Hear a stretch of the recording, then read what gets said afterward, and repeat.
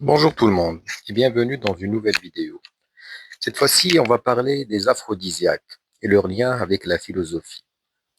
Depuis l'Antiquité, l'être humain cherche des aphrodisiaques, cherche des plantes, des parfums, des potions, des aliments, des rituels. Mais une question dérangeante se pose. Et si le véritable aphrodisiaque n'était ni une plante, ni un aliment, ni une substance? Et si le désir était avant tout une construction de l'esprit? Aujourd'hui, la philosophie nous aide à comprendre ce qui réveille vraiment le désir. Alors, d'où vient le mot aphrodisiaque? Le mot vient d'Aphrodite, qui était une déesse grecque de l'amour et du désir. Mais attention, chez les Grecs, le désir n'est jamais seulement corporel. Il est imaginaire, symbolique, mental. Le désir naît d'un manque, pas d'un excès.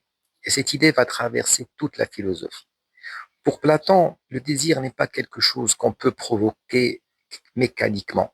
Le désir est attiré par ce qui brille, excité par ce qui échappe, renforcé par ce qui manque. Ce n'est pas le corps qui désire d'abord, mais c'est l'âme.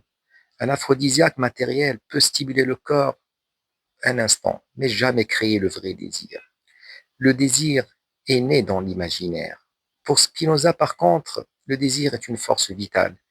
Nous désirons ce qui augmente notre énergie, nous fait sentir qu'on est plus vivant. Un aphrodisiaque n'est pas magique, il fonctionne seulement si il nous rassure, nous met en confiance, nous fait croire en notre puissance. Donc le désir pour Spinoza augmente quand l'esprit est libéré de la peur. Par contre, pour Schopenhauer, le désir est un piège. Il est plus pessimiste dans sa vision des choses. Pour lui, le désir est une ruse de la nature. Il promet le plaisir, mais produit souvent une frustration et une dépendance. Les aphrodisiaques nourrissent parfois l'illusion du désir plutôt que le désir lui-même.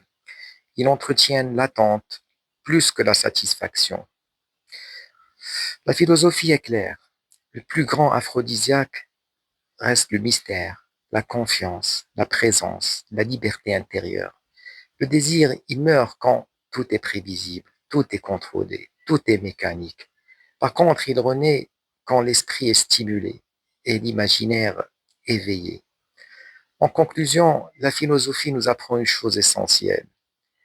Le désir ne s'avale pas, il ne se vend pas, c'est pas mécanique, il ne se force pas. Le véritable aphrodisiaque n'est pas dans un produit, il est dans l'esprit, dans la parole, le regard et la liberté intérieure. Si cette vidéo vous a plu, n'hésitez pas à vous abonner pour une nouvelle vidéo en philosophie expliquée simplement.